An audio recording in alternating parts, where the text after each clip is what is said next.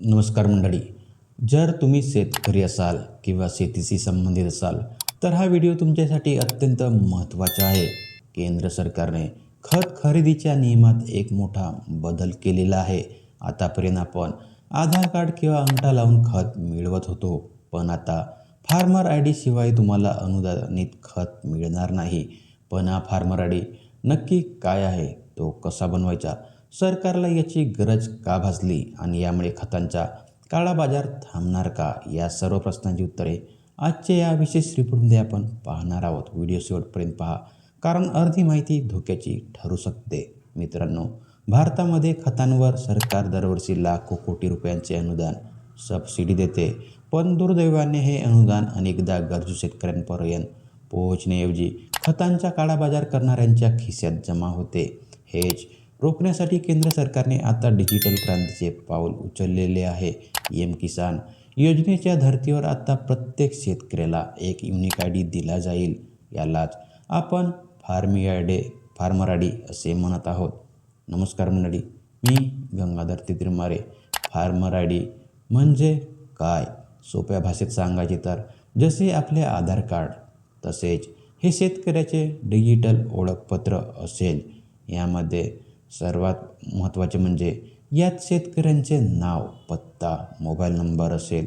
सर्वात महत्त्वाचं म्हणजे तुमच्या नावावर किती जमीन आहे, सातबात राउतारा, याचा डेटा या आय डीशी जोडलेला असेल. तुम्ही कोणत्या हंगामात कोणते पीक घेता याचीही माहिती यात असेल. व यामुळे काय होईल, समजा तुमच्याकडे 2 एकर शेती आहे, तर तुम्हाला त्या जमिनीच्या गरजेनुसारच खत दिले जाईल. कुणीही शेतकरी नसताना किंवा जास्त जमीन दाखवून खतांची साठेबाजी करू शकणार नाही. केंद्र सरकारने हे पाऊल का उचललेले आहेत, याची 3 प्रमुख कारणे आहेत. काळा बाजार रोखणे. अनेकदा शेतीसाठी असलेले खत औद्योगिक कारखान्यांकडे वळवले जाते.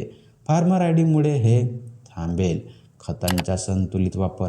जमिनीला किती खत हवे याचा अंदाज सरकारला येईल. व थेट लाभ हस्तांतरण.